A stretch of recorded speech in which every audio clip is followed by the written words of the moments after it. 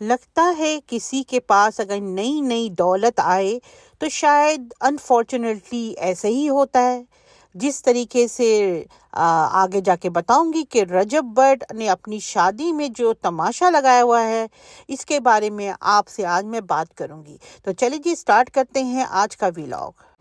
مشہور YouTuber Recep but کی ابھی ڈھولکی اور مہندی اور مائیوں کا ویڈیوز آئی ہیں تو اس کے بارے میں ہی بات کریں گے. تو رجب بٹ کی شادی ہے اور یقین جانیں مانا کہ اس کی اپنی خوشی ہے، شادی زندگی میں ایک بار ہوتی ہے، مگر یہ ہے کہ جس طریقے سے دکھایا گیا ہے، جس طریقے سے مہندی میں مائیوں میں نوٹوں کو لوگوں کے اوپر سے نچھاور کر کر کے شو آف کر کر کے دکھایا جا رہا ہے، یہ مجھے بہت ہی زیادہ برا لگا ہے. یہ آپ ایسے دکھا رہے ہیں جیسے آپ کے پاس پیسہ بہت ہے تو پیسے کی آپ کو کوئی پرواہ ہی نہیں ہے.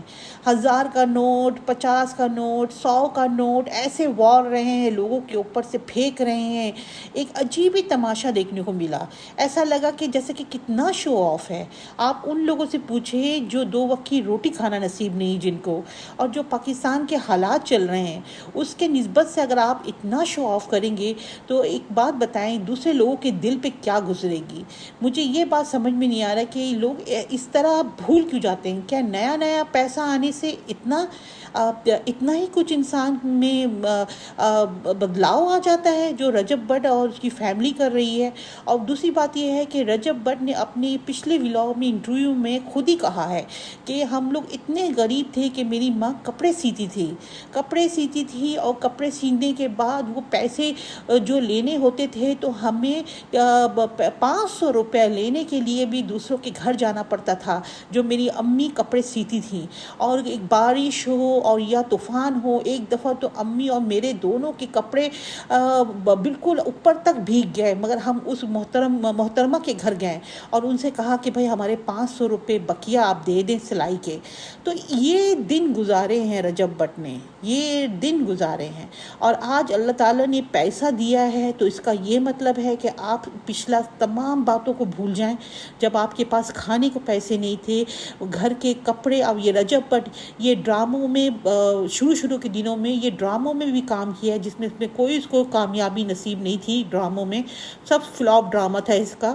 مگر یہ ہے کہ ان کی امی نے جو برا وقت دیکھا ہے، جو برا ٹائم گزارا ہے، تو بندے کو اتنا تو احساس ہونا چاہیے نا کہ غربت کیا ہوتی ہے. اور آپ کسی کو غربت میں کسی کو آپ شو آف کر کے پیسے اس طرح نچھاور کر کے دکھا رہے ہیں.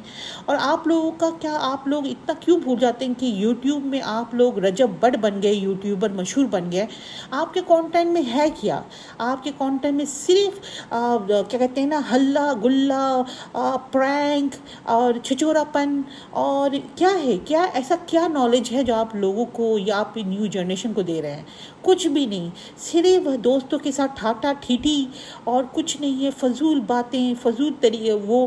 اور لوگ جو ہیں وہ بھی مجھے لگتا ہے کہ میں نے پچھلی ویڈیو میں بتایا تھا کہ لگتا ہے کہ ان کا دماغ بھی گھٹنوں میں ہے لوگوں کو. یہی لوگ آپ لوگوں کو بلا وجہ اتنا ہائپ پہ چڑھا دیتے ہیں، اتنا اونچائی پہ چڑھا دیتے ہیں کہ آپ لوگ اپنے آپ کو پتہ نہیں کیا سمجھنے لگتے ہیں. ہاں، ایسا لگتا ہے کہ ڈاکٹر، انجینئر یا بڑے بڑے عہدے بھی آپ کے سامنے فیل ہے. آپ صرف ایک یوٹیوبر ہو، اور وہ بھی ایسے یوٹیوبر جو صرف الٹی پلٹی حرکتیں کر کے، پرینک کر کے، دوستوں کے ساتھ ٹھاٹا ٹھیٹھی کر کے ویوز حاصل کر رہے ہیں. اور کیا ہے، آپ بولو، ڈکی بھائی بولو، یہ سب کیا ہے؟ صرف پرینک. ڈکی بھائی کے اگر ویڈیو میں آپ جا کے دیکھ لیں تو صرف پرینک. کبھی وہ عروب کے ساتھ پرینک کر رہا ہے، کبھی اپنی ماں کے ساتھ پرینک کر رہا ہے، کبھی دوستوں کے ساتھ پرینک کر رہا ہے، اور الٹی پلٹی حرکتیں. اس میں کیا نالج ہے جو آپ لوگوں کو دے رہے ہو؟ کچھ بھی نہیں ہے.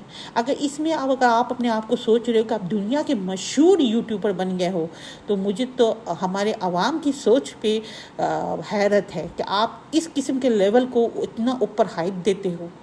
ہاں، کہ یہ لوگ اتنا زیادہ اوپر ہائپ میں چڑھ جاتے ہیں کہ پیسے کی قدر نہیں ہے.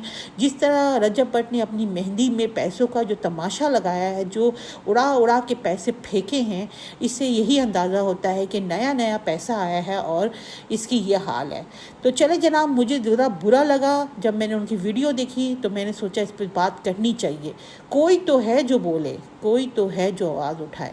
تو چلیے جناب، آپ کو میری باتیں کیسی لگی کامنٹس باکس میں ضرور بتائیے گا۔ پھر ملتی ہوں کسی اور نئے ولاگ کے ساتھ، تب تک کے لیے اجازت دیجیے، اللہ حافظ۔